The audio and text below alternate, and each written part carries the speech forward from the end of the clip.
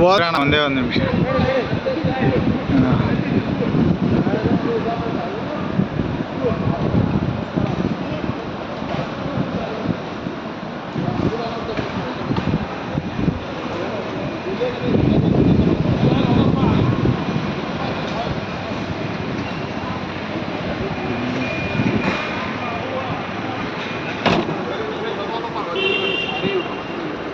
ಹೋದೆ ಇರೋಣ ಒಂದೇ ಒಂದು ನಿಮಿಷ.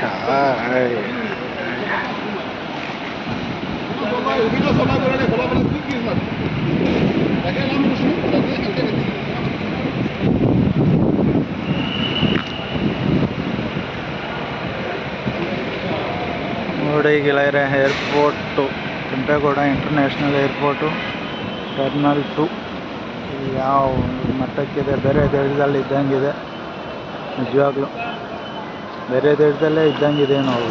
ಏರ್ಪೋರ್ಟ್ ಟರ್ಮಿನಲ್ 2 ಒಳಗಡೆ ಬಂದರೆ ಖಂಡಿತ ಅದೊಂದು ಅನುಭೂತಿ ಅನ್ನೋದು ಬೇರೆ. ನಾನು ನಿಜವಾಗ್ಲೂ ಡೆಲ್ಲಿ ಏರ್ಪೋರ್ಟಲ್ಲೇ ನೋಡಿದ್ದೀನಿ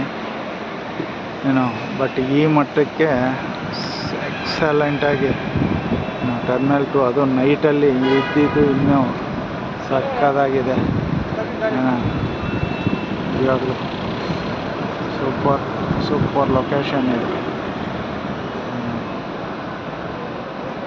ಎಕ್ಸಲೆಂಟ್. ಆ ವ್ಯೂ ನೋಡಿ ಹೆಂಗಿದೆ ಮೇಲೆ ನೋಡಿ, ಬರೋ ಬೊಂಬು ಇದರಲ್ಲಿ ಮಾಡಿರೋ ಅಂಥದ್ದು.